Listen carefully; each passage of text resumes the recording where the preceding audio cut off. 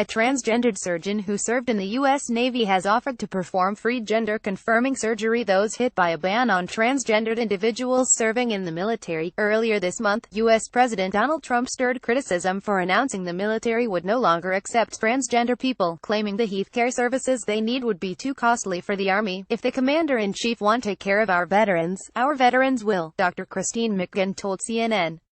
Trump said in a series of tweets that the transgendered would no longer be able to serve in any capacity in the U.S. military as victory cannot be burdened with the tremendous medical costs and disruption that transgenders in the military would entail. However, reports revealed that the Defense Department spends 10 times as much money for erectile dysfunction medications, including Viagra, than it does for transgender health care needs. In 2016, the Rand Corporation think tank estimated that gender transition costs were relatively low and amounted to between $2.4 million and $8.4 million annually for the estimated 4,000 transgender people serving in the Army. The amount represented a 0.04 to 0.13% increase in active component healthcare expenditures. It said, "I think it's being twisted and spun to make it seem like it would be more than it is," McGinn said.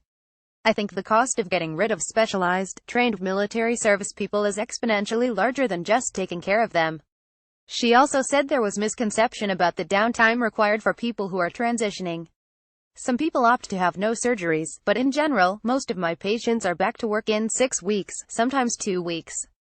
I think that this is getting inflated to make it a little more political," she said. McGinn, who was nominated for Flight Surgeon of the Year during her time in the Navy, believes Trump's decision is based on discrimination. "I think that this sounds a lot like when we had people of color who wanted to serve, women, or gays and lesbians who wanted to serve," she said. "I think any fifth grader could see that transgender people in the U.S. were not allowed to be involved in military activities until 2016, when the ban was lifted. The lift on the transgender ban meant that individuals could no longer be discharged, denied re-enlistment, involuntarily separated, or denied continuation of service because of being transgender." During his electoral campaign last year, Trump vowed he would protect the rights of the LGBT community.